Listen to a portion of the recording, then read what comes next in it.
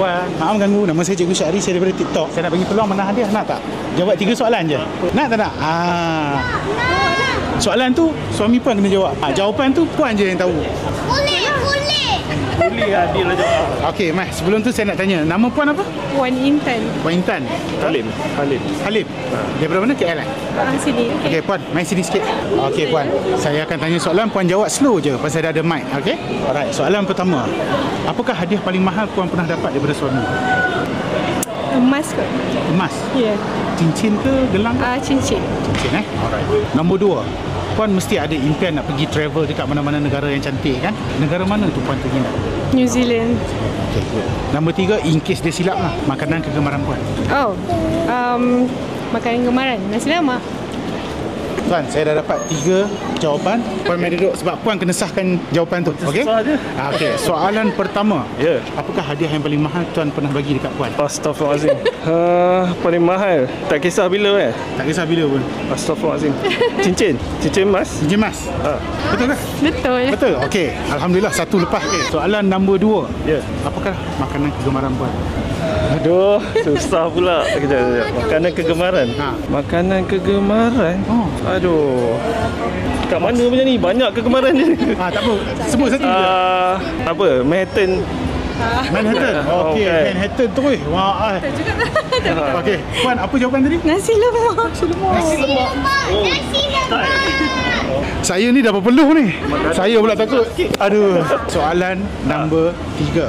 Isteri tuan dia ada dream vacation, negara yang dia sangat-sangat dia teringin nak melawat. Apakah negara tersebut? Banyak. Okey. New Zealand? Alhamdulillah, betul. Betul kan? Betul. Alhamdulillah betul. Okey, nasib baik betul. Saya dah mula panik tadi. Saya kata, "Mai takkan tak betul pula." Okey, puan pilih satu. Okey. Tak betul semua tak apa. Tak apa, kita bagi. Buka dan tengok apa yang ada dalam tu. Bisa tengok. Bisa see. You open. Wow. Cantiknya. Tuan. Betul ni. Betul. Tu adalah dia panggil apa? Diamond. Diamond ni belian Serius ah. Diamond 1 carat. Okey. Daripada artisan jewelry lah kita bagi hadiah. Thank you so much. Tuan, benda tu sarungkan kita. Okey. Cakap lah benda-benda yang best sikit atau benda Sempena birthday saya yang dekat ni. Lagi berapa hari? Thank you so much. This is like the present juga. Yes. Wah. Cakap apa siapa? Okay. Go. Cakaplah, confess lah something. I love you so much. Thank you for everything. Thank you for everything. Saya akan buat live dekat TikTok saya. Ada TikTok? Saya ada. Boleh follow saya?